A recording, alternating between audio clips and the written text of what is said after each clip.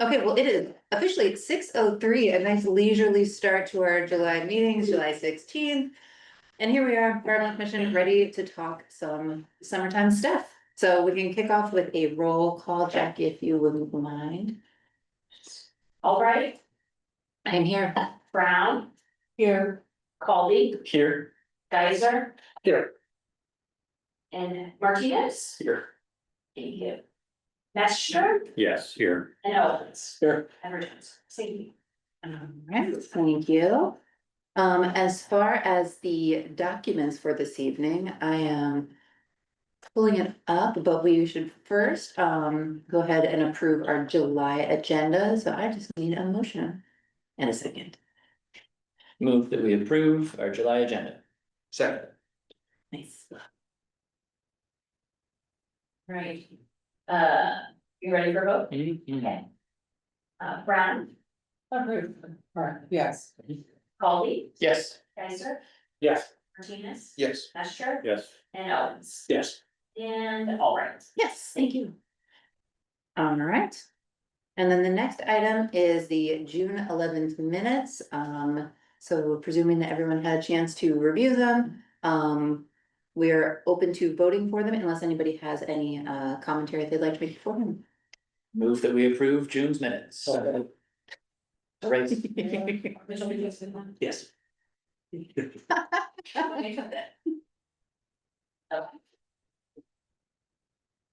Colby, Yes. Geyser, Yes. Martinez. Yes. Messer, Yes. Owens, Yes. Albright. Yes. Brown. Yes. Thanks. Perfect. Okay, well, we're at the part of our meeting tonight where we're open to public comment. I know that we've got maybe one individual joining us remotely, so you are welcome to introduce yourself, say hello, or we can address your question, which is there are no meeting materials published for either June or July. Hi, good evening. I'm sorry, I didn't realize I could unmute myself. I raised my hand. Oh, sure. No, that's great. All right, great. So my name's Eric Ost, and I originally was going to attend this meeting to just follow along and see what you folks are talking about. Since I got your attention, I was curious if you had previously discussed the petition that appeared before the Plan Commission for the development at 2511 North Dunn.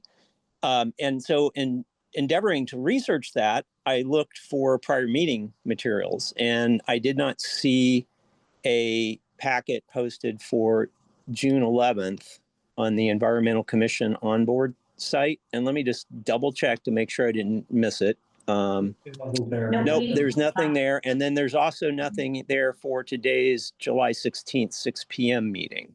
Sure. Well, thanks for checking on that. First one, go ahead. The first meeting, we actually canceled that one, so there was no materials to post on that one. And on June 11th? June 11th. Yes. Okay. All right. That explains it, because there's no recording for it either. So that makes sense. Yeah. Thank you. Sure. And then as far as the Tonight's, I looked that up right now. Gotcha. And we're working our liaison for this commission is on personal leave right now. And so we have a wonderful member of the department volunteering to help us with our meetings in the meantime. So is that Jackie? Getting everything in line. Yes. Okay. So Jackie, yeah, I don't see it on the website. I'm refreshing now. Okay, I'm refreshing. And then Yes. but my general question, if I was going to ask one this evening, is there a process whereby petitions that are for development that are going to be they'd be routed through, of course, planning and transportation, and maybe there's permits that are requested from Monroe County Building Department, but does the Environmental Commission receive, timely notice of these, and are you able to review materials and possibly provide recommendations or ask follow-up questions for those petitions before they're approved? That's my question. Thank you. Yeah, that's a great question, and that's definitely something that we have done over the years and have recently resumed. I can feel Matt Caldy, my fellow commissioner, chomping at the bit to chime in because he's followed the plan commission pretty closely, including this development, which is one that's been on our radar for a bit. So Matt, do you wanna? Yeah, so again, everything is a little bit different with our regular liaison on leave, but we are typically given a heads up about anything going before the BZA or the Plan Commission if it has involves sensitive environmental features. Also, a number of us individually are just on the city list where we see those agendas and petitions ahead of time, so we can also kind of scout for any that are relevant to our expertise here. So we became aware of the 2511 North Dunn one, I want to say back in January when it first went up, before it was revised. We discussed it some, a letter was sent to us by a member of the public. Ultimately, we decided not to write a memo, though we have written memos before and we are capable, we just, we stayed out of this one. Did you, so Ms. Johnson is your liaison? Correct. I believe she also was the staff who was mentioned at the Plan Commission meeting as having visited the site. And I'm curious, did any members of the commission go with her to visit the site? No, that was done independent of us. That was through her function there with the city. I heard she had 2 visits and designated that it was not a wetland, but we were not involved in a site visit. Did you get a report back from her at one of your meetings? Regarding that, no, we did not. But again, I'm not sure how that lined up with her going on leave prior to this second going to the petitioner going before the Plan Commission. So it might have just been unlucky timing that we weren't Sure. briefed on that. But yeah, I was just following. You said that you had discussed it and decided not to send a memo or anything. I'm just curious what evidence you considered in terms of not doing that. And that her report might be one of those things. But I'm just more wondering about the general process. And I think you or your fellow member said that there is a normal process whereby you do receive notice and formally, and you're able to. Okay, all right, good. Thank you.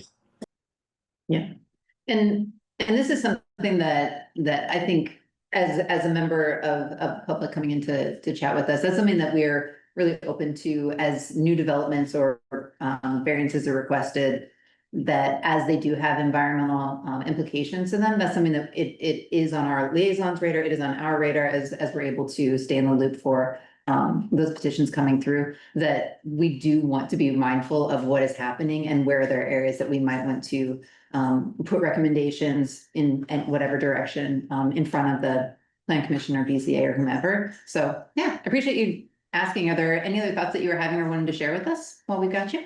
Well, I'd like to follow up on this. I mean, use it as a case example. I just like to learn more about what kind of metrics you're tracking and whether there's any aggregate tracking. I mean, even if you don't write a memo, I'm wondering what kind of metrics you follow in terms of development, especially development that is, in this case, I believe it was Greenfield.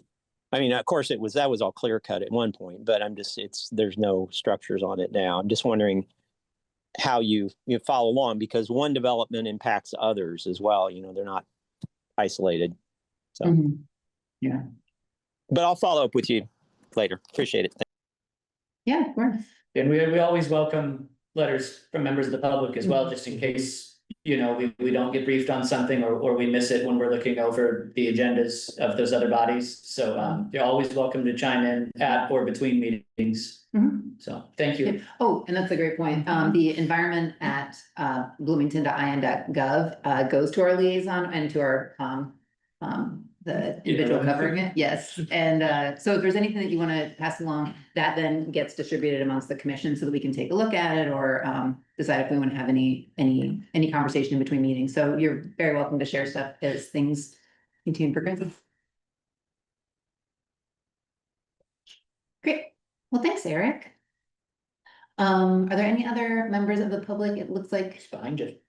Well, I know that, I'm looking up on the screen, it's like the screen is just note takers and other kinds of supportive technology. So for the folks in the room, hi, would you care to introduce yourselves or give say hello? Most people here know me by now, I think I'm Justin Vassal, nothing really to bring to the commission, just kind of observing today, but yeah. And I'm Zach Ammerman, I'm also from the Commission on Sustainability and Resilience. I was the main author among several others of the light pollution resolution that you guys are considering tonight, so I'm just here to observe and answer any questions if you have any. Perfect, great, well, thanks for coming, great to have you. Yeah. All right. All right, well then, I believe we can move along to the next item on the agenda then, which is the report section, so.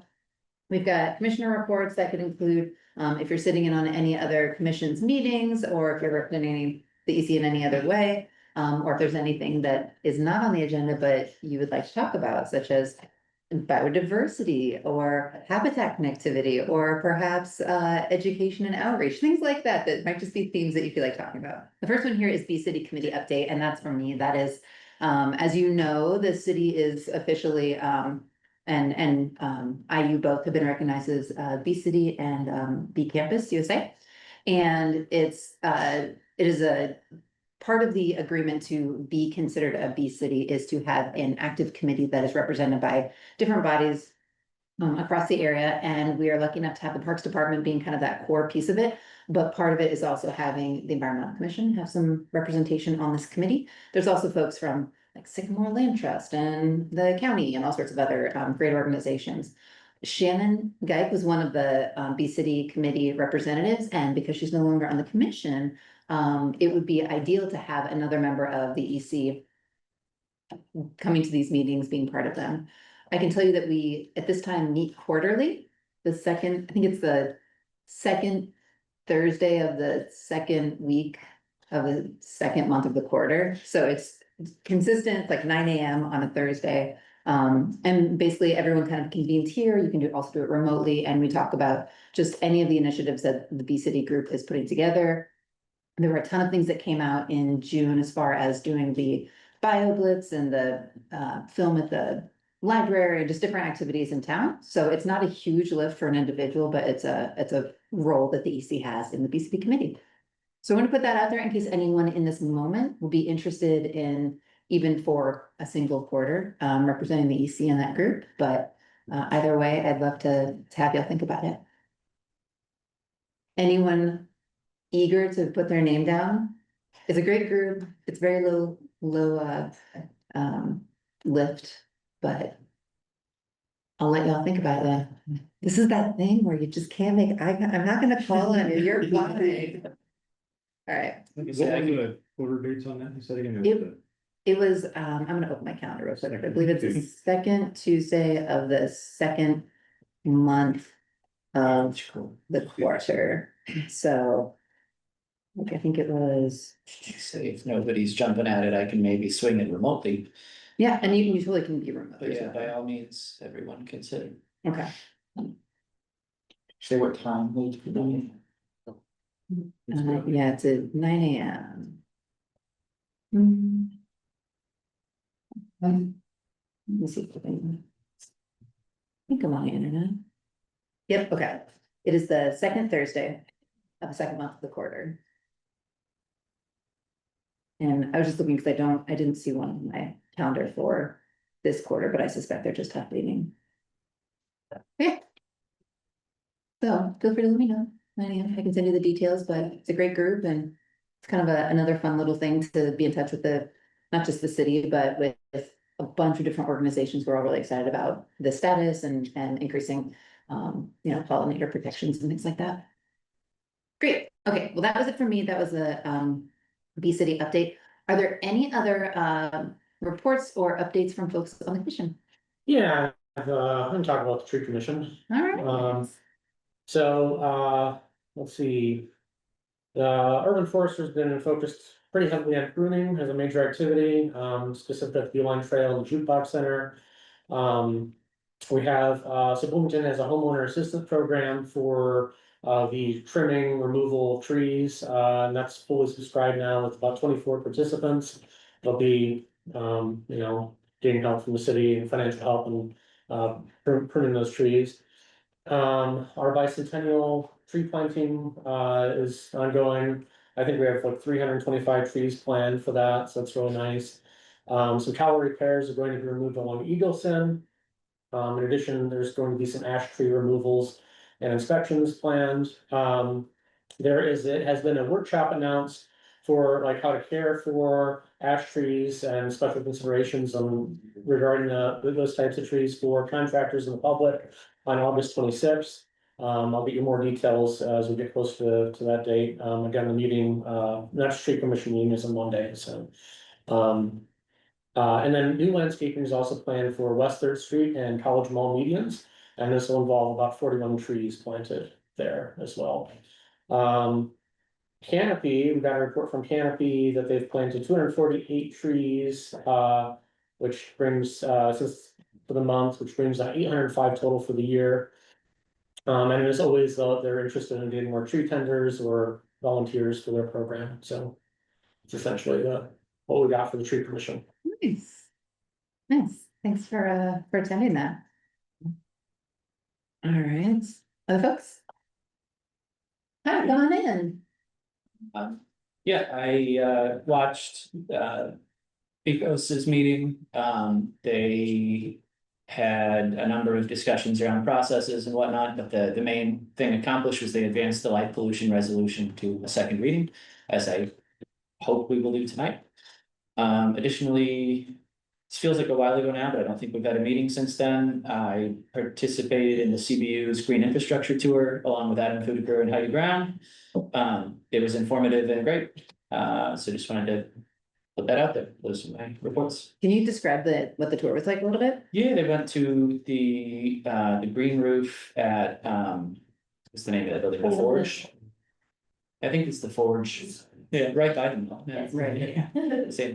Same kind of park there, but looked at some rain gardens that are like right out of the curbs downtown. Went to Miller Showers. There were, I think, 4 stops, but basically to show various pieces of infrastructure and to kind of discuss how things work and how often they have to maintain them, which was a lot. So Every time it rains. yeah, every time it rains, Every time it rains. some of these things had to be shoveled out of any of the debris from the street, so. And then that shoveled out stuff has to be shipped off somewhere. So we don't have our own landfill. Yeah, it was very informative. It was the two of you and Adam Budiker. Hey, what did you think was either like interesting or surprising or anything from the tour, anything? Just the amount of maintenance required, like physical labor, shoveling out the grates, the filtered grates, because the runoff has runoff from cars, chemicals, dust, or runoff from construction sites. So you have to ship that off. Yeah. Get another step. Yeah, it's so interesting how we've had different conversations about different ideas that people have of what we can do in the city. And it does seem like it comes down a lot of the time to love it. How will we make sure that for the next 20 years, it still works and we're taking care of it? So yeah, that's really cool that y'all get to see that. Yeah, they did have kind of an active enforcement problem going on by Miller Showers where a construction site Oh, gosh. was causing some of their infrastructure to get real gunked up, so they were actively working that out. But Nice. Well, cool. Glad you get to go. That sounded like it was gonna be really interesting. Was it just environmental, like, were there just the three of you, or were there people from other commissions, or it wasn't for the public, right? yeah, no, there were some members of some kind of utility commissioner board. I City can't of remember. Bloomington Utilities, the people that are maintaining the There infrastructure. were, I don't know, 10 to 15 people. Supervisor. Nice. Who else was there? Utility service board maybe? Yeah, I think there were like Yeah. 4 of them, maybe. Nice. Well, great. Thanks for the update on that. Are there other folks who have reports or updates or things that they'd like to share as far as commissioner talking points go? All right, great. Well, then we're gonna keep moving along. I'd like to welcome a member of the public. Hi, we just did our public comment section, so if you want to say hello or introduce yourself, or if there's anything here that you're wanting to share in particular, you've got 5 full minutes to do with it, what you like. Hi, I'm Joshua. I actually came because I wanted to comment on that proposal that I read yesterday about the dark skies. That's one of the things on our agenda, sure, yeah. Yeah, so I've actually been doing my internship project on street lighting in Bloomington, and one of the pieces of text in there mentions about street lighting inventory, which is the kind of the whole run up ramp project. And I think I want to point that out specifically because without that, the project does not seem reasonable. It's like cargo force. Gotcha. But yeah, Okay, all right, that's great to know. yeah, because basically, I did mention it in there, that Duke has their own inventory on their street lighting repair rule. And then the city also has their own, but it's like 160 lights and we have like thousands. Yeah, And it is a very, very, very complicated situation that street lighting is divided amongst multiple different people in multiple different departments, and it's not consolidated out whatsoever. gotcha, So. That's- yeah, that's, I just thought I'd come and offer what I found out. Yeah. that's perfect. For the folks who are kind of behind some of the Yeah. language of the resolution, do you want to chat about that now? Do you want, I mean, it's like next. I do have action, another but- thing too. Oh, sure, There was another aspect of that resolution that. I forget what the exact thing it was, but it mentioned the responsibility of utilities with street lighting. But I think it's important to note that Public Works is the one who does street lighting. So that would be Cheyenne, Bolden does maintenance, repair. Chris Smith, who she is retired soon, she does all the planning for street lighting. They died in. Another important person is Miranda Eber. She does billing, so I think if we're gonna do any sort of inventory, it's gonna have to be from billing, unfortunately. Because that's where all the data is. Gotcha. So it's gonna be like a backwards inventory, and it's gonna take a lot of time. Interesting, okay. How far along are you How far along am on I? the inventory or? I have not completed the inventory yet. What I've been doing this summer is I've been interviewing staff members and writing a report on the state of the inventory. Okay, what needs to be done? Yes, so we basically just need a comprehensive inventory, we just don't have that right now. Okay. Which there are, I would say there's a lot, but every now and then there are discrepancies in billing. Whereas like we're paying for something like. And or like light poles aren't servicing, just stuff like that. So it's just like, since there isn't an inventory. And there's one person going through and doing it. That's the state of the situation right now. Yeah, I was wondering about the Duke Energy portion of it, like. Yeah, What so, are the lighting today on? Do we need to talk? yeah, so the way that works out is that, we essentially lease our streetlights from Duke Energy. And like, we don't, it's basically like a subscription service, like old timey appliance leasing. But it's on a 10-year scale, so you pay for the light poles and the light fixtures over a 10-year scale. And then the city owns them after that? The city does not. Pay for it. Yeah, Duke owns them and maintains them, and that's one thing that like a lot of people don't understand is that. Like we have view reports and people submit view reports about street lighting. Well, they actually need to go to Duke and submit it that way instead. But there's like Cheyenne, who does street lighting repair, has to manually go in and then make those reports herself every single time we do report. So. And also, it's a big guessing game of what streetlight is what, because people just don't have that information, and if you don't have that information, then how are you supposed to prioritize? That's also the issue of it as well, is that, They're not labeled in any way? like physically on the pole, it is, Yeah, oh, okay. yeah. And then there's like endpoints on the Duke Energy pole as well. That you can kind of like guess where it is. But that's how that it's. Yeah, we looked at a fair amount of information from Duke's site, and I think there's some. this will contribute to the conversation for sure. I think we might have some more info on that as well. If given that we have a lot of members of the public with interest and expertise in this item, I would move that after staff reports here, we move the light pollution and dark sky resolution from new business D up to first in new business, like ahead of our idea and action requests. I'll second that. Jack, can we please vote on moving the a new business D up? Thank you. Very considerate of you, Matt. We still have some reports first, but we'll get to it soon. Yeah. Geiser, Yes. Martinez, Yes. Schlechter, Yes. Owens. Yes. Albright. Yes. Brown. Yes. And Hall. Yes, Thank you. All right. Okay. Are you all? Okay, are you able to stick around for just a little bit more? Okay, good. And thank you all for being here too. And you're all welcome to join us at the table when the time comes. It's great to have you sitting with us while we talk this through. Okay, well then, Cookies too. and there's I heard cookies that. available. You don't even have to do anything, you're just there for you. Okay, well then we're gonna buzz through the next section of the agenda and then we'll be able to get to that resolution and conversation a little bit. But as far as any items from the commissioners, nothing else cropped up while we were chatting? Great, okay, we've got staff reports then. Jackie, is there anything that you? Rachel's still out and, I'm sorry, I'm sorry it's stepping out again late this week or this month. If thank those of you who sent, stuff to me, I did try to make those attachments for all accessible. We don't technically have to do it until next year, but just as practice, I reached out to, Jennifer Crossley about what kind of training everybody else is gonna get, like you guys are getting basic training on how to do it in, Google Docs, so we'll let you know as soon as I know.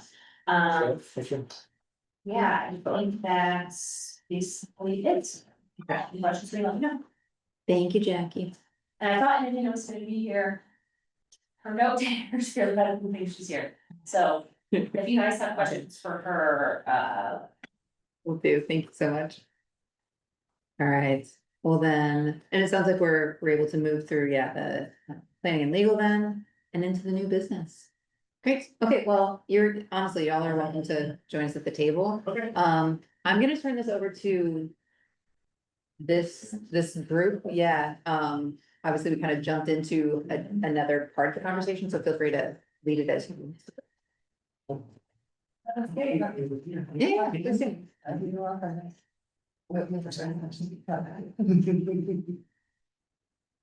You should have a cookie if you want one. can I have your cookies? Yeah, yes. We need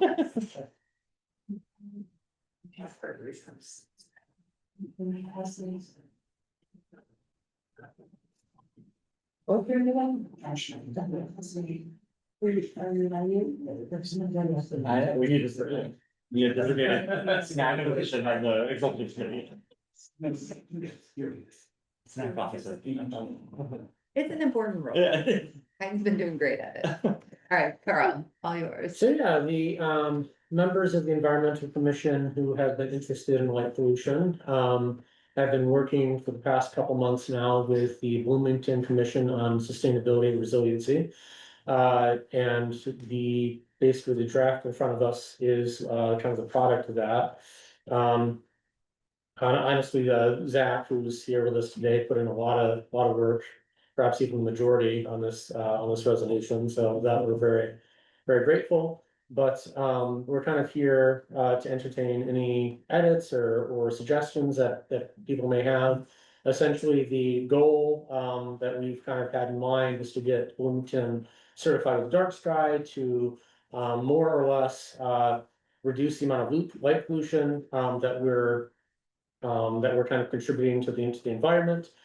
This has a lot of, I'm not gonna kind of rehash the whole draft, because I don't know if I'll do a good job, and maybe we can talk about it more, but essentially it helps pollinators not to have so much light, it helps animals, it helps us as well, you know, we don't see the stars, it interferes with our REM sleep, and it'd be very nice if we can move toward this. Is kind of my thoughts, but I'm happy to open the floor to all of you.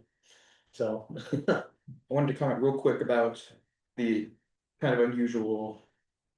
Nature of how we're doing it, 'cause we're trying to do this joint proposal thing. Our goal, I think, is for us to talk about this now, and then if we have any questions, comments, concerns, to address those before we have a future joint meeting Gotcha. with both commissions, which hopefully will be smooth. Yeah, so I think it'd still be of value to any questions or concerns we do have now to discuss them, but. In effect, what we're hoping to do at the end of the discussion is to advance this to a second reading, and then basically while both commissions are together in August. Entertain amendments then and hopefully pass the identical versions, so.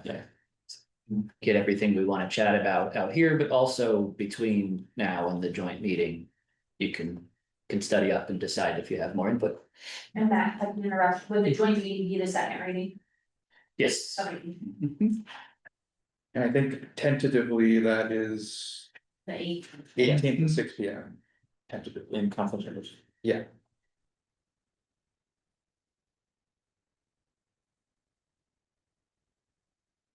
Well. 18th, 2 days from now. August 18th, sorry. Reasonable concern. Yeah, 48 hours. I think on that. Saturday. Yeah, so I guess if anyone has questions, comments, or concerns on the introduction or the resolution itself. Can I just, so Mhm. just to double check, so this was, I know that you all started working on this a few months ago, and I know that our commissioners were talking through, just kind of doing some research and sort of getting a baseline for it. Mhm. When it came to the resolution, my assumption is that we basically took sort of the groundwork that you had laid and reiterated it to a degree. Were there any major changes, or have there been overlapping drafts, or kind of how did that come about? I'd be. So I wrote an initial draft, I had no idea you guys had been working on something as well, and so when I met you guys at the Earth Day thing, several of you mentioned that you had been working on stuff, so we should combine. So anyways, I came to the table with a draft already written, and we've gone through several different versions now and updated it substantially since then, I think, but the base is the thing that I came with and just added tweaks and things, and we've added tons of whereas clauses and stuff based on research that people have done, and tweaked the language a little bit. I think when I originally came, I had language that was more broad recommendations. And I changed it into explicit things that we could put directly into the code based on feedback we've had from city council members that they kind of want that. So that the idea is that they could basically just copy and paste this into the city code if they wanted to. Obviously, they might tweak things if they want to, but those are the main changes, I think, unless I'm forgetting something. Since we started, yeah. I think the version that you have in front of you now is the exact same version That we passed. that we passed Okay. a couple days ago. Yeah. So we're working from the same point at this, at this stage, and the hope is that once we get to that joint meeting. And people in both sides can kind of have a chance to talk through it, things like that, we can sort of, as a group, introduce amendments and. Kind of having two meetings at the same time, one room, Yeah. right, in terms of voting and stuff like that, and then hopefully we stay in sync. Yeah, that's great. Well, obviously, we've got the sort of question about the inventory and how we're thinking about Yeah. that and we can definitely jump into that, but do any of the other commissioners have points from the resolution they'd like to sort of bring up or talk about or ask questions about? I just had a question that will hopefully be easy. I was looking through like all of the line changes to the code and everything. And what's the difference? What's a foot candle? I'm gonna give that to Adam, the cable expert. Yep. I don't think any of us. It's basically a measurement of like how bright the thing is. Okay. Yeah. It is slightly, it's different from. It's different Yeah. lumens, but you can convert them. Okay. Yeah. I was just trying to figure out Well, what the difference between no, like you can- 5-foot candles and 0.3. Yeah. You can convert to lux. Yes. Lux and Yeah, lumens is. it gets super technical, all this stuff. Lux Yeah. is lumens over an area, if I remember. Yeah. It like takes into account like. It's the amount of light hitting a specific area. Okay. But foot candles is what are used to measure light trespass, so Yeah. light Okay. going from one property into somebody else's property. Yeah. We're Um, just, it's basically a measure of how, how much light is going. Where it shouldn't, yeah. Okay. Can you get an app on your phone to measure it, or do you need a special? Your camera is probably not accurate enough to get. We have light readers and nothing you can come in. It's already in code now. they're just proposing to change. Yeah. And so we already use the light readers to enforce the code cap. A side question, can citizens use it if they have a question about their neighbor's sighting? I mean, they'll come out and help you, you might order them on Amazon, they're not, it's not anything like crazy expensive. I bought like a kind of cheap one for like $20, just because I was curious. Yeah, Do those figure in lumens or? it depends. I think most of, you can just like hit a button to. Yeah. just change which unit it is. Back to the proposal, it's just, most of the recommendations relate to what Bloomington can do specifically. Yeah. But, and what are your thoughts on like involving Duke Energy? I mean, they would obviously have to be a player, as you mentioned, 95% of our streetlights are owned by Duke. So they would obviously have to be a player, but the city, what I'm essentially proposing we do is we would add something to our contract with Duke. Saying you have to set them up in a specific way. And I mean, they would kind of have to do that. Yeah. If they wanted to, yeah, I mean, so Duke would obviously be a player and they would need to be involved in the process at some point. But I think that's further down the road. If the city decides to implement this, we can start those conversations, yeah. Do you know of any cities that have that kind of relationship with Duke for their energy? We would be among the largest cities in the United States to have dark sky community status. There are others, in primarily in the Southwest that are approximately the same size as, but that's not Duke. So I don't know what the relationship would be to something like this. I'm just guessing that they're not gonna wanna lose the entire city of Bloomington as a customer, so they would just combine, I mean, they might raise costs or something, I don't know exactly how that might work. Because we would be the first in, there's one other tiny town on Lake Michigan called Beverly Shores. That is a dark sky community. That's the only other one. I have no idea whether they use Duke Energy there or not. We can maybe reach out to them and see, but like I said, a very small community, yeah. So I don't know, we probably be in uncharted waters a little bit with this, with Duke, at least. Yeah. Mhm. I was gonna add something, Duke does not like amend their contracts at all, like the Okay. contracts that we receive, Mhm. the city signs is the same contract that they would give you as an individual. Uh, And a lot of the language in there isn't even like, it doesn't even follow the law. mhm. The IURC imposes certain rules. Okay. But another thing, I guess my biggest concern with that is like getting them to change the language because they just like will not. Okay, So. well, that's something we'll have to, bridge will have to Yeah. cross at some point, yeah, I know exactly. And if we are gonna change streetlights, Mhm. is that cost gonna be on the city? Because if we decide to change a streetlight, we have to pay for it. If it blows out or it falls over, Duke will pay for it. Mhm. Yeah, So, I I don't mean, know. there will be a cost associated with this. for Yeah, sure. yeah. Long term, I think our energy costs will go down though, if we, but. Anyway, My understanding is that. Regardless of the contract we have, Duke still would have to obey the UDO, like the zoning. laws, right? yeah, So theoretically. Changing the zoning laws to like reduce light trespass, they would Yes. still have to follow that, Yeah, yes? so they follow the IURC, and then some things they are exempt from. Okay. Zoning, so we would have to verify, sorry, Okay. and we don't always agree with them on that, so then that becomes an issue. Figure it out, sorry. Is that something that is sorted out in real time or at the end of 10-year leases? Oh, I think my old mindset with it is gonna be different than like Chris Smith's experience in DPW, but it's like case by case, like when they built the substation here on Pleasant. It was like some things they agreed to do, some things they wouldn't do, they, in my experience, feel that they very much are subject to planning, both planning and zoning, because state-owned property isn't. Yeah. Other large places have been able to, or other large. Sort of, or maybe utilities or have been able to also be exempted, and they have in some ways. Because they're regulated by that person. Your research on safety was interesting, Mhm. how it doesn't decrease or increase safety. Mhm. I feel like that would be one of the main primary arguments against dark Yeah. skies. I anticipate that being probably the biggest hurdle we'll have to go across is the public's sort of. I don't want to say knee jerk, but yeah, Say. their. Public's perception that light equals safety. which isn't actually backed up by, by science or data or anything. But it's hard to argue that with someone who has a visceral emotional reaction to something. So how we're gonna cross that bridge, that's another bridge we're gonna have to cross at some point.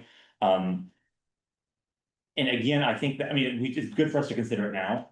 It's good for us to consider a lot of this stuff now, but a lot of this stuff I think also can be. I mean, this would ideally go to the city council later. There's gonna be a debate in the city council if it goes there. There'll be more debate after this, and then that's when I think we need to have the conversation about how we strategize. Tackling the notion that light equals safety, and that I think is more the area we could go in, yeah. Yeah, and I'd also volunteer that it isn't, we're not waging a war on light, we're waging a war on light that goes up. Yeah. So if all the instruments are properly shielded, so that the light is pointed down, if some can be on timers, if some can be on dimmers, there's a whole bunch of control theoretically we could exert if we have the will to make these changes up front. It's not about suddenly making scary places dark. It's about making sure that light isn't going up and affecting birds and bats and everything else. Yeah. Yeah, that's a great point, because we're not trying to eliminate all light, we're just trying to direct it to be the most helpful. Yeah. There's some we would like to dim, there's some we would like to change the light temperature on, there's a lot we would like to strategically direct, but it isn't about making Bloomington dark. No. I love that clarification. I don't know if we wrote about that in the proposal, but it might allay some fears initially to have some of that. In there. And there is something, Dark Skies, on their website somewhere, we found this when we were looking into this. They have a photo of like a garage with a floodlight coming off of it. And with the light on, you see where the light is going, and they show another picture with the light off, and suddenly there's a man standing back behind the corner that you couldn't see at all. So your eyes actually adjust to darkness, and when you have really strong differences between darkness and brightness, it actually makes it harder for you to see things. It's really interesting. But it's hard to make people feel that when they feel that light is safety. So that'll be a challenge for sure. I do have one thing to add about like the safety issue. I think it's good to acknowledge the difference between like safety, between like roadway safety and crime. Yeah. Because people conflate those together, whereas like street lighting doesn't necessarily affect like crime at all. No. There's been so many studies done that there's mixed results, like there is no direct answer. But there are studies that have been done that it does like increase safety, like for cars and pedestrians. Yeah, so especially in Bloomington with all the raised crosswalks, I know that like you can hit those going pretty fast in the dark and you don't see them. That's also a concern. Yeah.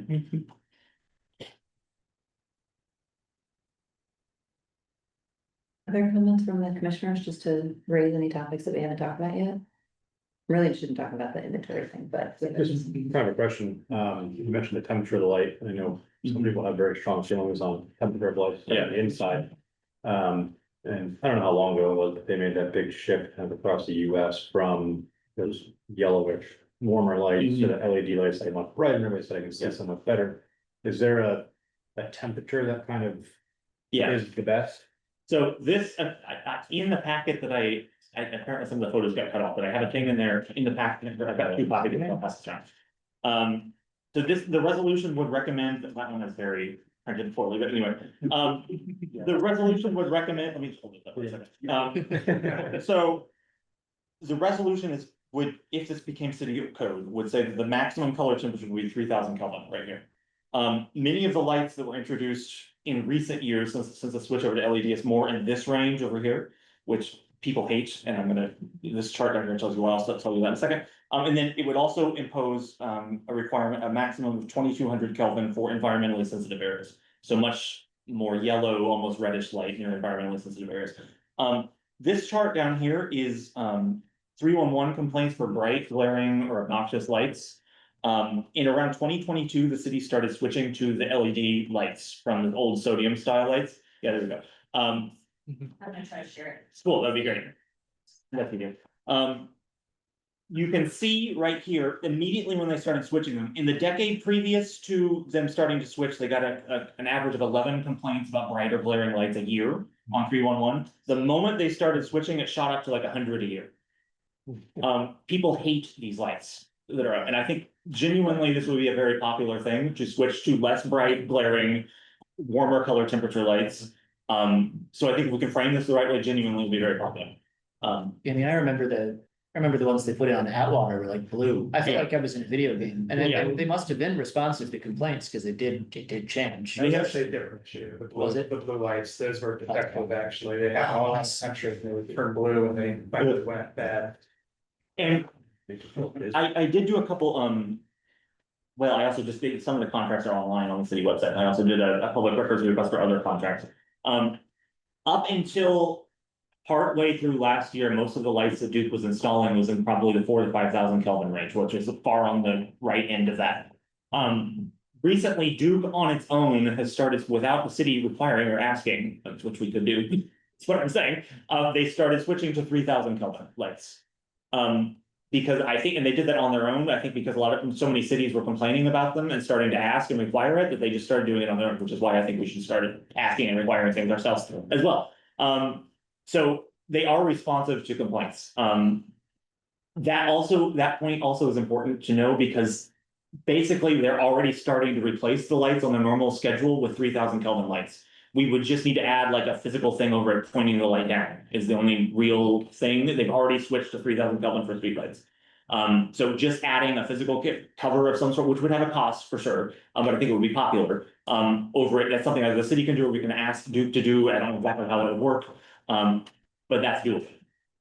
So Is there a monetary incentive for Duke to use the brighter ones, or is it cost wise? it's the same cost. The LEDs are the same regardless, I think. I mean, the really low ones might be more expensive, but the 3,000 Kelvin, no. And I just think, this is aspirational, I guess, and who knows to what extent the university will want to comply. But I just also think there's a golden opportunity when we're lighting areas like the Arboretum or the Dunn Meadow or places by the tailgate fields up by athletics or something. We're at a university that's colors are cream and crimson. Like we could do redder lights in areas that are full of critters. And it would, I don't know, save money, pay dividends, look cool. I mean, I don't know. There's a lot of interesting options here. But yeah, primarily we're hoping that the city's able to shield and keep the color temperature from getting out of control on the lights, and it would go a long way to more pleasant lighting and energy savings. And just to point out, I think the single strongest thing in this is a two-parter, a public warrant for lighting. What that means is it would require, the city would put something in its code saying, in order to install a light somewhere, you have to have a strong reason for the light in that specific case, and you cannot just say, well, safety or security. It cannot be vague. It has to be specific to that site. That's for all public lighting in the city. Number two, near environmentally sensitive areas, it would be, you have to prove that lighting is the only thing that can solve the problem. And this burden of proof would be on the city to prove that. And if they can get over that burden, that threshold, they would then have to use the lowest lumen count and the lowest color temperature possible for that site to solve the problem. And I think those two things alone would probably be the strongest thing in the entire resolution. Personally, in terms of lowering unnecessary light, that plus the color temperature and the shielding and things like that. Yeah. And do you have any consideration about IU? It's going on. Yeah, and we can't force them to do anything, but There's a lot of. The resolution isn't just to go to city council. There's a whole lot of bodies that it will be sent to, and there's, to my understanding, Zach's had some conversations with different groups, astronomy, a bunch of places that are interested in being involved. And one of the members of our commission last night, or Tuesday night, whatever, how many days that was, had a good point that if the city adopts something like this, we could theoretically kind of pull them along a little bit. Like, once we show that it can be done, like the university could maybe be pulled along as well. So I don't know. That's a thought to consider. Is there like a dark campus equivalent? There are, but I think this would, I had a call with Dark Sky and IU would be by far the largest campus. I think, Yeah, I think they're willing to assign status to almost anything that Yeah. clears a certain bar. Yeah. They have the Dark Sky Airport, they Yeah. have the Dark Sky Stadium, they have like. If you can meet their standards, you can meet their standards. Yeah. But, yeah, I think my way of Right. thinking about this one is on a sort of every little bit counts basis. I mean, Yeah. we're in the middle of Indiana's Sentinel landscape. We're surrounded by state parks. We're like, if we can make the sky darker, it will be better for Yeah. the humans and the non-humans alike. And So, on that point, so the goal of this is to give the city the goal of getting dark sky status. I don't actually care whether we get dark sky status, to be blunt. I care if we reduce light pollution. So this is one area where even if we don't get, it's good to have to give the city the goal of getting to dark sky status. That's good, but if we can't get there, and we only get 50% of the way there or 75% of the way there, we have still meaningfully reduced light pollution. So the dark sky thing is just a thing, like a cherry on top to make this, like to dangle in front of the city a little bit. To try to maybe, anyway, we could put a sign in front of our, as people come into this, the thing the city likes, but. Anyway, Do you have a sense of if the status would be more of a driver than the improved quality of I think it can be both, nature? it can be both. Yeah. And it As depends on far who you're as far asking. as receiving it, as far as pitching it and it like leading with, this is what we're trying to accomplish, do you feel like the status would be something that people would be more brought in by than it's good for it's good for the people and the. Unfortunately, I think for some people it would be the former, they would rather have be able to say that they got a sign to put on the front of the city, like when you come to the city, for certain, it depends on who you're talking to. I Yeah, think. yeah, For me, I care about the latter more, but. yeah. I think most of us probably do, but. Yeah, I was thinking about just even just simple things like the title, like minimalizing light pollution, attaining dark sky certification, and just thinking whose brains, whose eyes, would respond to either of those and what would be the immediate butts that Yeah. come with, either of those. yeah, it's likely not gonna be, perfect for any one individual, but there was a lot of consideration given between titles, whereas clauses, so they're trying to see, what moves who. It was, Yeah, many iterations, we arrived at yeah, this. yeah, There's also this really interesting point about how the lower amount of light will actually reduce the like severe pollen season, which I feel is like a big sell here. Yeah, That's the one. It's like, even if you don't care about the animals they're doing, Yeah. It's like shocking, I was kind of shocked by how much. Oh, it's crazy. Yeah, here, let's change the title to that. Yeah, lowering pollen. yeah, hearing how much artificial light extended Yeah. the pollen season it wasn't a surprise it happened, it was a surprise it was by nearly 2 months. Yeah. It was Yeah. just. I think it was on average 3 days. Yeah, it was a crazy. With- Neighborhood competitions, dark sky neighborhoods, I think, what do you guys? Yeah, it could be the dark, yeah. Yeah. If the neighborhood association does. Give them something good. Think, wanna move that we advance this resolution to a second reader. Second. Could- Oh, okay. Julia. Go ahead. Unsecond. Wait, who moved? I did. Thank I don't mind hearing your thought there. Yeah, sorry. Well, I just want to revisit the inventory piece, yeah, just because I think that could be a huge.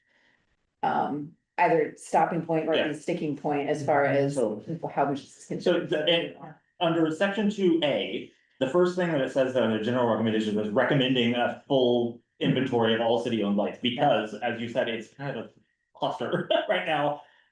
Duke does own about 95% of the lights. From what we can find, you found a data set, I found it, I did a public records request for a data set, we see 2 separate ones from the city that do not match. We found one from Duke that doesn't have the same lights that are in the other 2 data sets, so it's just, they're all over the place. And so absolutely the city should have an inventory of its lights, and that needs to be like the first thing they do. And so that would have a cost, obviously, but I think the city would benefit from knowing where the lights are and where. There is a cost to not Yeah, knowing this information. as you mentioned, like we're paying for things that aren't actually there in some spots, like, yeah, One person who's doing it, yeah. who's assigned to that. Yeah, well, we would need to invest more in it, obviously, to do a full inventory, but long term, I think the city would benefit enormously from knowing where the actual lights are. Even divorced from light efficiency, Yeah. like, they should know, this is just Yeah. about government efficiency. Yeah. It's, I don't know, it's crazy to me that we don't have a Yeah, An inventory list. yeah, the city's own inventory showed, like, they sent me a map showing, here's where all the streetlights are in the city. And then I found another one that said, here's where all the streetlights are in the city, and they don't, there's like 0% overlap between them. And then none of them include any of the lights in the park, and park lights. So it's like, that's a completely different data set floating somewhere, I have no idea where. And then Duke Energy had, we pulled from their website, just thanks to Justin, all the data from that, and it only matched on it had all of the Duke lights, but then only some of the city lights were on there, it's marked as city light, anyway, it's just we don't know where the lights are. It sounds like there's not an active requirement for us to have a full light, Yeah. streetlight inventory. It's just a thing on a list that we're getting to as quickly as we can with a single person. Yeah. Doing multiple things. So some of these like shed some light on this. Yeah. There you go. Yeah. As the resolution goes, it's recommended actions. Yeah. Yeah, they might not choose to do all of them. The main reason I was pushing it to a vote is we have a fair amount of agenda left, and there's still a whole month worth of time to scour over the document, plan any potential language you might want for an amendment. And such, so, yeah, I don't wanna cut anyone off, though. Is there like a new important thought before I move once again? My concern is like how long that's gonna take in inventory, like there's thousands of them. It's gonna take months, maybe even more than a year. This calls for asking for 70% compliance within 3 years and full compliance within 5 years, so you would have several years to get there. At least it's according to this timeline that I kind of laid out based on dark skies requirements, so we would have a couple years. But yes, it would be a large scale, yeah. Large scale undertaking. And as Zach previously mentioned, if those benchmarks aren't hit by that time, we're still reducing light pollution. Yeah. So, Gotta ask, what were I'm trying, been looking at a map this whole time of where a lot of the dark sky places are and trying to figure out. Where else besides Flagstaff are like kind of the bigger cities? Cause I was curious, because it looks like Flagstaff is ground zero for this. I think it was. So there aren't really I was trying to figure out if there were other examples of like cities that came into this that had to do the conversion thing versus like Flagstaff is like, oh, we invented this place. right, So, They had to do the conversion, what do you mean? well, it looks like Flagstaff was the very first dark sky, Mhm. like that's where all that stuff, but like a bigger city that's like kind of going through older. Bigger cities, we would Trying be, to figure out like. What was the process that they went through of like getting their lights converted and all of that kind of stuff, like if there were examples we could. Talk to or pull from, but if it's only Flagstaff, I don't know. would be among the mix, yeah. Yeah, I think we'd be placing the trail. is everything else, it's like, when I was like poking through, it looked like it was like. Even more urban places, it was like tiny Yeah. suburbs. They are. like light pollution first, dark sky second, you know, it's again, it may not even be technically feasible, just given the light that comes off of Indy. Yeah, But still, we're trying to do our part. yeah. Yeah, achieving status is the cherry on top. Yeah. This is all very helpful. Yeah. As far as I think that, I mean, I understand that you all have been talking to lots of different folks in different ways. Just while we have you here, as far as like any thoughts that you want to share with us before we move to the next item, are there any other things that you would recommend that I don't know if you've had the chance to read, I don't think our documents were up, on the web just yet, but are there any other thoughts that we've not discussed that you would like us to kind of keep in mind as we start getting together to discuss this? Knowing who the city staff are that do the lighting. Yeah. There's a few people that do it. I don't know if you got that down earlier, Mhm. but. And- Talking to those people, because they're probably gonna be the ones that have to do this. Unless they get someone. Or interns. Join. It sounds like a good GIS project for the university, get a group of students together, drive around on their bikes with GIS, take all the points. Well, it can be crowdsourced in other ways too, like my neighborhood association, quite literally just mapped all the streetlights in our neighborhood, that could be given to the city. I'm sure we could get maybe some citizen collaboration, which would be maybe use the burden in some capacity. And IU Astronomy is here, they might be willing to help. I did reach out to them about, because it's part of the, to get dark sky certification, you have to have a regular sky light monitoring program. So I did reach out to them to see if they would be theoretically interested in handling that, they obviously didn't firmly commit to it, but they were very on board with the idea, so maybe we could lasso them somehow to. You know, when we were doing when they were preparing the climate action plan, we're doing the heat mapping and things like that. That was something where the city sort of coordinated it, but then had volunteers come in and drive around or, you know, put things up or whatever. So that is kind of an interesting idea of if this is something where the inventory is just not feasible with a single employee for a single department, Yeah, thinking about how can neighborhoods or individuals who are interested in participating be volunteer. Yeah. You know, assessors, whatever. We need before and after pics too. yeah. One more thing, sorry, didn't mean to dominate your turn. One force, while we're talking about staffing issues, we, or meaning our two commissions, can lead the dark sky application process. And shepherd them through, the city staff does not have to do that. If they want to, they can. But we are, anyway, I figured that was probably it. But we are able to do that on our own, that's a potential selling point for today's plan. Is there a cost associated with this? I don't think so. Gosh, dang, that's great. Yeah. I'll also look into that again, but I don't think so. I think there's an application fee. Maybe, I'll look into it again. There's some nominal. It's not huge, yeah. Applications, yeah. But if we're at that point. Out of the EC budget, okay. I'm not the treasurer anymore. Yeah.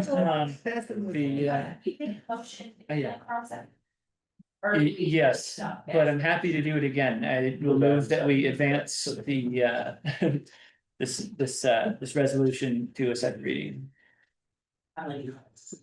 Yeah, I'll second the motion, sure. Well written enough and Thank you. good read. Thanks.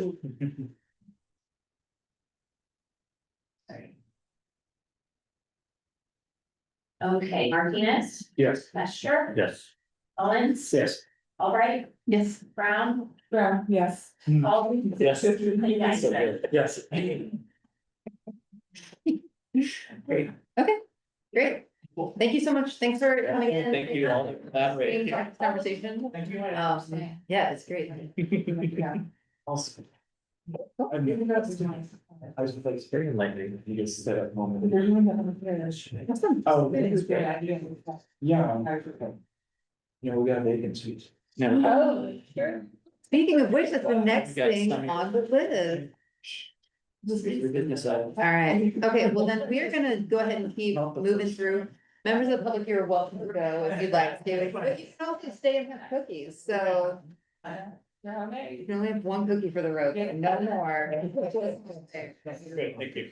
Like I said. Thanks so much. Thank you. Okay, great. Thanks for taking the time for that conversation. I feel like it's a really exciting idea and I think there's a lot of different ways to make this possible, so. Cool. Great, okay, well then, let's see, oh, you may remember that there was an email that went through and there was some requested homework for the EC. So if you are suddenly feeling nervous that you don't remember that, I will clarify. So one of the things that I love about this group is that we each year sit down and think about what do we want to focus on next year? How do we want to spend our time? What things do we want to produce, whatever. And it's a lot of fun. And we have a bunch of new commissioners that are within their first couple of years of being on EC right now. And so my pitch was to have folks come in tonight. And I'm not gonna make you go around and say it, but I would love if you would volunteer. My request was to have like one or two topics that is for you top of mind right now as far as environmental or sustainability or, you know, whatever way you kind of want to shape it. But a theme that makes sense for the EC to be thinking about. And ideally, it'd be a topic that you personally are interested in. Part of what we do in the coming year is identify, are there things we want to do? And having people who care about that topic is super important for making it happen. So if we don't have anyone who's into the light pollution topic, it's not gonna go anywhere because there's no one who's just like waking up going, let's have these conversations, which is great. So I'd love if any of you have any thoughts on a topic that really matters to you. It's not committing at all, but it's just putting it out on the table for us to let percolate a little. And ideally, my request was, is there any kind of like small action that you associate with that idea? That could be something we think about if we want to put it on the list for the coming year or even in the coming months. Does that make sense? So my idea is item B. I really think it's important that this commission, expand the efforts of outreach. And we can talk about that in IB if you want, but, I discussed with the city, they've given us a green light to do outreach and create promotional materials. And my thought is we could put these in like cafes, we could put them, in employee room, break rooms, we could, anywhere where there might be avid environmentalists found, that's where we should be targeting. So, but we can discuss that in D if you like. I love I it. can, piggyback on that a little bit, because one of the thoughts I had was specifically targeting outreach, because a lot of the stuff we've done previously is like at big events where we get to talk to individuals, but trying to target like groups as a whole. Whether it's like I know Carrie, you've mentioned a few times, I'm trying to talk to churches or things like that, but something where we could mobilize theoretically a large group of people at one time, or at least like get them all on the hook for something at one time if we get the whole group involved. And figure out ways to do that, Yeah. kind of like group outreach a little more effectively. Cause kind of my bugbear about this is that at 3/4 the measurement, 3/4 the capacity, we're running at 3/4 the strength. Like if we added 4 more people, the amount of things we could do as a group Yeah. would be that much stronger. So I think like it should be kind of a priority to get to at least close to full strength as possible. Yes. Yeah, it becomes something that allows us to more easily commit to tabling. And also to introduce new ideas, new reports. We also don't have to like be, concerned every time we meet whether or not we can reach quorum and really conduct business. That's the joke. That's great. Okay, so I like that. I like that y'all are thinking about how we just are a presence in our community and how we're engaging people a bit more. Great. Are there other things people want to contribute? I may or may not have understood the assignment properly. So things that I was thinking about was just the importance of native plants and trying to preserve mature trees, because I love how much planting the city does, but I hate seeing big trees get cut down. Those aren't specifically like action oriented for us. Those are just two things I'm thinking about That's that great. may or may not, shape some kind of future endeavor. The only related possible action item that came to mind was maybe it would be possible to collaborate, whether it's with Canopy or any other local groups, to see if we could target plantings within a corridor of our connectivity map. Like see if we could be, collaborate in that way, be strategic with plantings, whether it's trees or anything else or different groups, churches, schools, whoever, to kind of look at what we already know about areas that we consider, priority green spaces for connectivity and see if we can't harness any other partners into helping plant in those areas specifically. Piggyback again. Because bringing up Canopy and like partnering with them to try and like help find places to plant things that would help with have that connectivity plan. The other idea I had was like trying to find ways to be a facilitator between like the community and things like the Hoosier River Watch or the weed wrangles or anything like that, figuring out how to like we can use our role of like, we know what all's going on. Yeah. We know you're a person here talking to us. Why don't you go do these other things that would help the environment and the community? Here's all these opportunities and things. So you're talking about getting our commissioner announcements in front of other groups. Yes. I love it. That's great. Nice. Other thoughts from folks? Other things that are like top of mind for you? Okay, I have one then. And this is a little bit because of my involvement with the radio station, but I just talked to somebody from the Plastic Reduction Alliance. It's a nonprofit up in the Valparaiso area. And they're basically from my understanding, really the only organization of their type for Indiana. And it's around, they do stuff with education, they do stuff with like cleaning up at the dunes, they're kind of led by some researchers, so they do a lot about looking into like microplastics, nanoplastics and things like that. But as you may know, Indiana has that awesome law that makes it so that we can't preemptively ban plastic bag use or I guess fine for plastic bag, whatever. There are a lot of things that are, I think, right in front of us that can be ways to reduce unnecessary plastic use. And I think that some of the even legislation around plastic use or non-plastic use are things that I'd be interested in like talking about because it is, I think, a very timely topic and something that we really there's a lot of people in Bloomington, I think, that care about it. So for me, I think plastic is something that we've not talked about before, but it's something I think about constantly. So that's a topic for me. And I think collaboration is the name of the game with this group. We're volunteering our time. We do not need to invent things from scratch when there are people or organizations who are already either leading the way or very interested in collaborating.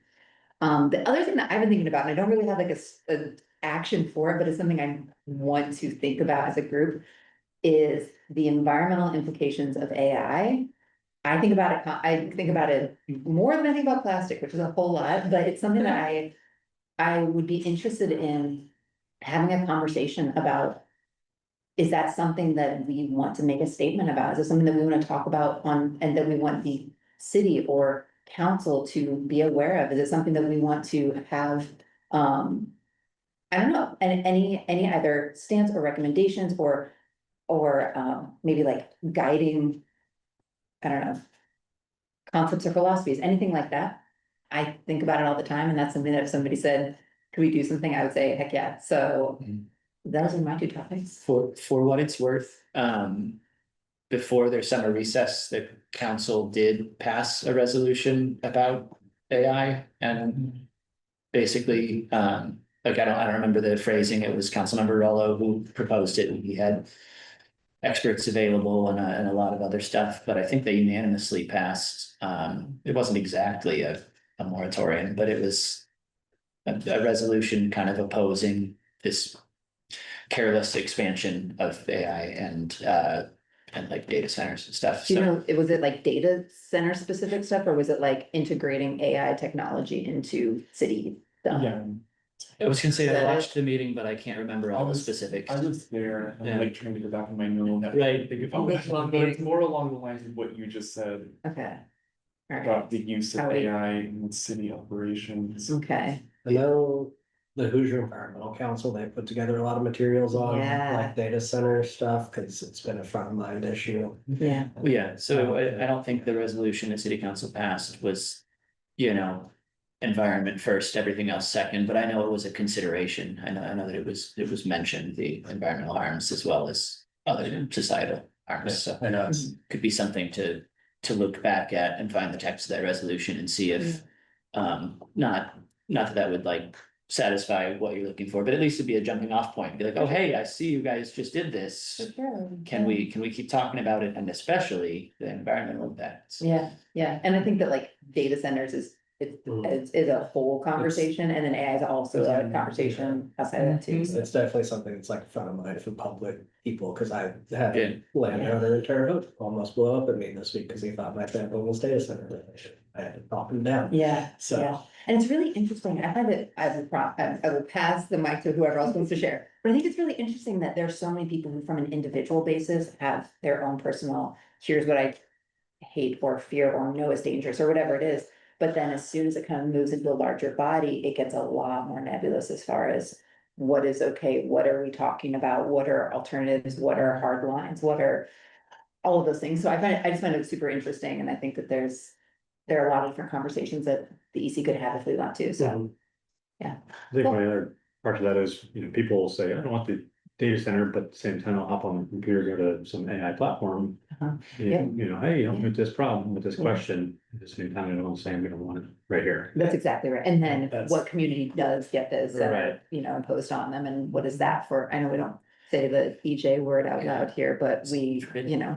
It is definitely a concern in that way too, of which communities are being, Yeah. put in that harmful situation. It's a very not in my backyard position. Yeah, definitely gotta be. I dedicate a whole meeting, we just having that conversation. Yeah. Figure out If we wanna have, make a statement, but like laying out that Mhm. picture as well would be a very. One thing about data centers. Yeah. There was a state law recently passed that there's a tax incentive to convert old mines into data centers, and you know what we have around here? Quarries. So much glory. And that was done by Cook, who's from Lawrence County, also a bunch of quarries. And so, yeah. That is a concern of mine of what they could possibly do here, but I'm pretty sure there's already a moratorium on data centers in Bloomington that was like passed like 3 years ago or something. We only have It one. was expiring this summer, though. Oh, great. That noise, I think that was part of what prompted even Oh, Councilmember Rella's was more about AGI than anything else, but like, I think that was. To put it back on the table as well, to redraw attention to it, because it was either a 2 or 3 year moratorium, whatever it was running out. There's only one here. Data center. Yeah, I feel like It's Bloomington. one like an out. It's in the university. The university has a data center over there next to the hospital. It's been there for years. Yeah, And it's not, red. it's not that big. It's more of just like a building with a supercomputer in it. Yeah. my Understanding. Yeah, It's not like a One massive building sprawling with campus. big red two or whatever it is. I feel like in the city limits, it's probably a very attractive Right. spot for a data center, because you know, they want lots of land for cheap and. Yeah, and also Bloomington is its own, yeah, it's true, yeah. I think that that's kind of a part of it too, is what makes sense for us to really try and make a statement, and where is it like, sure, fine, make that statement, but that's probably not the biggest concern or the, you know, the highest impact that we're gonna feel. County maybe, but Yeah, yeah, we're. Mostly city, so. okay, cool, well, thanks for entertaining this conversation, I appreciate that. Are there other things that people have kind of on their mental list that are standing out to them these days that will be worth continuing to kick around in conversation? Yeah, I kind of was a bit more. When I was thinking about it, I was thinking about where we're standing currently with outreach, and you know, we talked about more outreach, but with where we're at now with a lot of our stuff coming through these tabling events. I kind of focus a little bit more on that and kind of what we could provide at a tabling event. For me, water is kind of what interests me. So, you know, runoff, related, stream related, you know, I think one of the big ones is, you know, people don't always know where stormwater goes. You know, I think easy materials would be something like, you know, the layout of Bloomington and where all the different areas flow to. So you can see your neighborhood and say, oh, all of my runoff goes to Jackson Creek, or all of my runoff goes here. And it just kind of makes it more kind of relevant to you, that anything that goes down this drain in front of my house is going to end up in, you know, the creek that runs through the playground that we go to in the afternoon with the kids. Something like that, it just makes it a little bit more in the front of the mind on, you know, all your grass clippings or all the stuff you're leaving in the street, or all like, you know, the candy wrapper you drop, all that's gonna end up there at some point. So just, you know, simple handouts for information on, you know, what goes where and what's bad to go in those places, I think would be an easy kind of educational material. You may have done something like that in the past when I looked through before. I didn't see that specifically, but Not like that, no. you Great, know, I yeah. know some places will put like physical placards on storm drains and say this drains to X location. That's a little bit more, you know, than we probably have the ability to do, but still providing that information just in a, you know, a more casual. It sounds like a really cool idea, especially just for like a big map where someone could look at the other neighborhoods too and take pictures of theirs or their Yeah, friends. I or mean, whatever. there's a lot of different areas where our stormwater runs to and where it Yeah, ends up, so. Be like an awesome visual aid, even if not a pamphlet, so. Yeah. So like that idea. Realize that like there's water running, there's a river, there's a creek running under downtown and stuff. I know that in the past, we've had so many great ideas, but in the past, we've talked about different grant opportunities, and I know that the city does offer grants in lots of different ways, and one thing that, because we are a city commission, it would be potentially thinking about how can we help provide things like this with then an easy avenue to, hey, you're from this neighborhood, you're from this part of town, you can apply for a grant, or your, you know, whatever organization, whatever can apply for this grant, we can help you know how to do that to mark your storm drains, or to, you know, whatever it would be, so that might be something we can do. Speaking of grants, that reminds me, I don't think we've talked about this, but next year probably the 319 grants. Yeah. We can do septic with them now. Oh. Okay, I'm gonna put that on the list. You didn't bring it with for that, but I'm gonna put that. Yeah.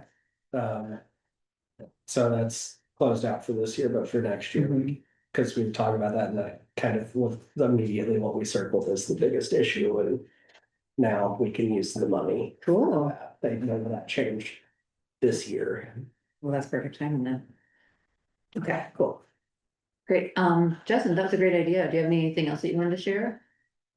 Before I pass it around? Good, pass it. Cool. Other folks have anything that they've been thinking about or that they wanna toss out to the larger group? I don't have anything terribly specific, but kind of similar to Matt's, I've been killing my grass and planting native plants, and it's so fun. I have to mow less, I get these full flowers and bulbs and stuff, and just feel like spreading awareness that it's like not really that hard to do, like. I put cardboard down, I wait 2 weeks, I lift it. A week later, I put it back down, grass is dead, plants up, just raising awareness that it's not that hard to do. It'll save you money and time, and it's good for the environment, it's like. And it looks good. And it looks, you get flowers, you get. People in my neighborhood, I'm very jealous of what they've done with their like front yards, like they're very aspirational for me, sorry. No, you're good, but. It reminds me of the Eco Heroes theme that I think you suggested, kill your lawn. Yeah, as our Eco Heroes theme, which is a fun one. It's like, Yes, there's some areas that are very successful and some that have a lot of grass mixed in, but guess what? It's still better than just turf grass. Mhm. So, Yeah. Okay, cool. I think she's gonna say I something thought about of birds. something too. Yeah. I didn't come prepared to come in, but I was thinking that Justin's talking about with stormwater. And that one thing that I see a lot on the ground are cigarette butts. And I was thinking of like, what is the possibility that having like cigarette canisters downtown, like we have trash cans. We can't stop people from smoking, they're going to smoke. Like, what's the possibility of like putting those alongside trash cans downtown? Did they used to have those? I can't I remember. swear there used to be, And then maybe just replace them when they Sounds like swapped out the trash or something. I don't see any downtown Oh. where people like. Yeah, especially downtown, And people in yeah, Bloomington smoke. yeah, Like, that is just. especially outside of all the stuff. It is a fire hazard. Yeah, I was gonna I mean- put it out first, but then. yeah, and it's the same concept as with trash cans, like if you just have more trash cans available, people are just more likely to just toss it in that rather Yeah. than just toss it on the ground. Yeah, I think people don't wanna like have to sit and wait for their put out cigarette to cool down and then be something they can walk over to, like, there's, I think Yeah, it, There's like studies about that. yeah. You just Yeah. drop it on the ground and stomp on it, and then you pick it up and fill it with. trash. Pretty solid fall through, but that's a good question of, are there studies about kind of like Yeah, the. of like timeline? where to put them, hotspots. Oh, that's a cool idea. Some cities also have for the watersheds signs delineating when you're crossing the next watershed, and it's awareness. Yeah. We have two watersheds, well, two major watersheds split in the town that we could do that for. I know, I'm always like, that's like my fun fact, I'm just like, you know what, here's something, and feel like, what are you saying about watershed? But I think it's, yeah, I think it's kind of cool, like, that kind of concept of just like the things that build awareness in somebody, where they realize they don't know what that thing is, or they've not seen it before, and So we see two, curiosity. mostly just slap a bunch of signs on 17th. Yeah. And that's about the line. Okay, well, I know that we've got more things on the agenda still, but are there any other thoughts people want to share? I really appreciate y'all taking time to talk through this. It's kind of fun just thinking like, where are people's heads at and what do you like? And it's also sort of a head start on the planning meeting, like we can be thinking, Bingo. right, for when that rolls around in November or whatever, and say, okay, how do we build on all this? Mhm. And or bring new things. Yeah. And this is in the minutes, and I know y'all are taking this too, so keep these top of mind. Yeah, anything else people want to add to this section before we move to the next round of talking points? All right, okay, moving down to the commission vacancy discussion. Well, we already talked about it a little bit, but this is something that I know a few of us have just kind of like chatted about as far as we have some vacancies, which is totally fine and normal, but it does make it hard when we want to have initiatives that we just don't have enough bodies or enough brains or enough time in the day. A lot of us, work or have obligations that, make it hard for us to spread ourselves too thin. So this is just a quick moment to refocus on conversations we're having, people in our communities that might be a good fit. And I really appreciate, some of y'all coming with that being something that's on your mind a lot. That's really helpful. And I think that part of it is remembering to kind of think outside the box of thinking about the people that you know who when you bring up water, they've got something to say. When you bring up plastic, they've got something to say. When you bring up native plants, they're really excited to talk about that. You run into them at the native plant sale every year, and it's a buddy you've had for years, but that kind of thing where the EC doesn't have to be any one thing. I mean, we have certain things that we fulfill as a body, but we are not really beholden to a single specific, you know, course or track, which means as we populate with people who have different interests and experiences and trainings and roles in our community, I mean, there's so many different ways that we contribute because of who we all are. I would love to just kind of like remind everyone here that besides needing to live within the city limits at this time, it's really just kind of who wants to be here and are they dedicated to caring for our environment and having time and ideas to help make that happen. So yeah, I know, Matt, you've done a great job of just being relentless about like, did you know that you have open spots, which I really, really appreciate. Every meeting. Yeah, but I mean, obviously the application process is pretty straightforward and as we get cycled through applications, you know, it's something that we're always looking for people to put the name on the list. Yeah, we just also contribute, just kind of think outside the box. There might, like, obviously, we value expertise. If you know any specialists in any field, that's great, but there might be a ton of involved people in your community or teachers, or like there might be people you never thought of that, oh yeah, they're actually really passionate about this thing and might like to volunteer a little bit each month. So yeah, just think about it. We over the last couple of years, I think we dipped down to 8 members once before. We got back up to 11, and then it's just been kind of bad circumstances of people rolling off here lately. So we're down to 8 again. I think there might be like a perception that we always struggle with quorum, but I think the reality is it has a little bit more to do with the definition of quorum than it does with getting people to be on this body. However, the more people we get on this commission, the less we have to worry about anyone's interpretation of quorum. So if you know anybody, you might give them a nudge.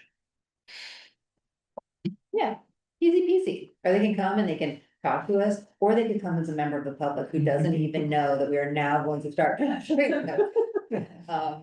But yeah, I mean, it's very open and we're all, you know, we all can talk to our own experiences and obviously it's really flexible group, so. Cool, so share with your friends and neighbors. Great, okay, well, that's all I'm gonna say for that. The next item on the list is social media, so we are currently at a place where we have to approve social media posts. I know we talked about what this could look like differently, but if nothing else, I passed this along to Jackie because this is something that the B City Committee put together, very cute little thing, but we have to get a vote before we can post it on the EC's Facebook page. Okay.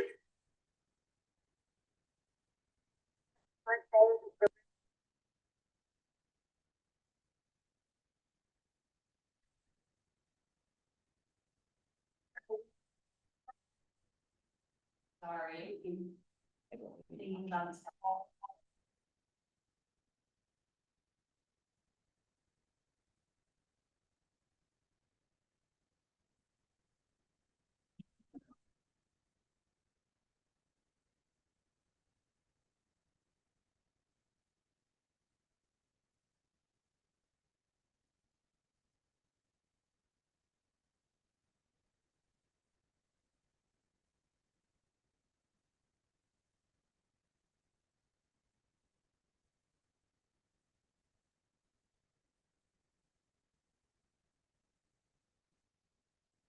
Great, so. Simple enough, how would folks feel about us sharing this on our Facebook page? And then you share it on Facebook. Second. Could we please vote on if it's folks Yeah. are comfortable with that? Carly moved. No, I won't. Mitchell.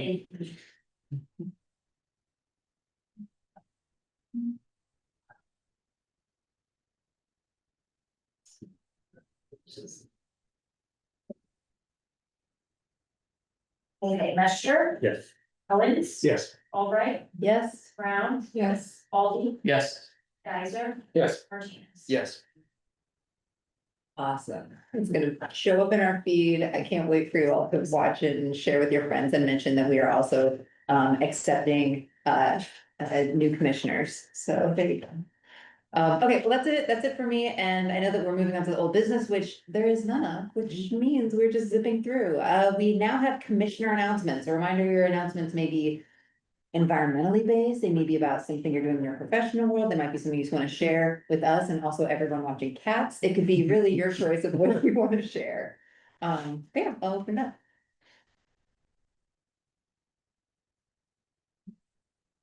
I don't know, this was just weird and random. I spent all week in Terre Haute doing, it was our first week of field season. We're doing an intensive watershed on the south side of Terre Haute. And I didn't realize before this week that you could just find whole chunks of coal, just fresh coal in a stream. So yeah, now I have a bunch of coal, because we brought some home because why wouldn't we? But yeah, it was a extremely weird watershed because it is a bunch of like former like coal mine activity. And I know last year we did some sampling in it and talked to some of the landowners. It was like, yeah, after the mine shut down, like one of the pharma companies started just dumping their trash in the mines. And that got cleaned up, but it's still weird. But yeah, I just thought that was neat that you guys might like to know that you can find coal just straight up. You should stash that away and then put it in your kids' Oh, stockings. that's- Yeah, but if that is nothing like fit. Every year for the rest of time. And then when they cry, say, I'm just kidding, here Not like are your 2 actual handfuls. stockings. I am ready. Other folks, other things to share? Yeah, I guess I'll share, with y'all. I actually quit my job. Congratulations. Yeah, I'm actually, after about 10 years, no longer going to be a scientist. So I'm having a bit of a shift. I'm actually going to end up spending a lot more time with Matt. I'm attending, the law school now. Oh, Yes, congrats. sure, I'm not. That's really Mhm. exciting. Yeah. Did you do this because of Matt? Or Because like, of no, Matt, yeah. or because I wanna. I'm the No, same. this has been a while coming, but yeah, so. That's really exciting. But I'm still very committed to the environmental commission and I still have some expertise, so happy to share with you. Love it. Do you start classes, I guess, this fall then? Yep, it's all right, August, it's coming up. That's so exciting. Well, congratulations. That's really fun. Be a big shift for me, so. Right, yeah, a little bit of a change there. That's cool. Well, that's cool. I can't wait to hear kind of how this world and that world intersect for you, or just how Oh, yeah. it takes to move. Nice. Mhm. You guys hear that, It's gonna you? give your science background some Yeah. teeth. Yeah, well, there's a lot of ways I can apply my science background to, the law, so. It reminds me of Virgil Carson, which was a scientist turned writer. That's right, Yeah. yes, I don't stream. Yeah. Other folks, other announcements? I guess I just wanna thank everybody who worked on the light pollution resolution. I know that was, I mean, fortunately, Zach gave us a great running start, but that was still a bit of a lift, and I'm excited to see where it's going, our joint meeting. And I also wanna thank Heidi for bringing snacks. Yeah. Yes. Fantastic. Well, this is not environmentally related, but it's Bloomington related. Next Saturday night, the 25th at 7 o'clock at the Busker Chumley is the annual Girls Rock Bloomington Showcase. So Girls Rock Bloomington, as you may or may not know, is a nonprofit here in town for girls, trans, non-binary kids to learn to play musical instruments and write an original rock song and then perform it on the big stage at the Busker with their little 7-year-old friends. And it is amazing, wonderful. And I volunteer with them all year long, but I definitely do the camp as well. So a week from Saturday, at the Busker, it's by donation. I think it's like 10 bucks or something that they asked for, but it is just a night of very cute little weirdo musicians doing their thing. So I invite you to come, or you can follow them on social media and just get it from a distance and you can mute it if you need to, but it's actually a really, really great organization, so. Anybody else? Well, in conclusion, our next meeting is August 20. As you know, we love having as many bodies in the chairs as possible. If you know you cannot make that meeting, please shout it out. If we need to reschedule, please raise your hand. And that will kind of help us make sure we're being effective. Next meeting, August 18th, special meeting with, Mhm. yeah, technically Because- right before the 20th, Yeah. so. Which Same week. I don't know if that's. I don't know if it's on the officially on website the or anything, books, but I yeah. just hate. It's not official yet. Right. Okay, okay. Yeah, but our monthly meeting, obviously, Yes. next monthly meeting's the 20th. But yeah. Great, well then, in that case. And motion we adjourn. Second. Nice job, Adam. Okay, great. Thanks, y'all. Really appreciate Adam, it. what to say?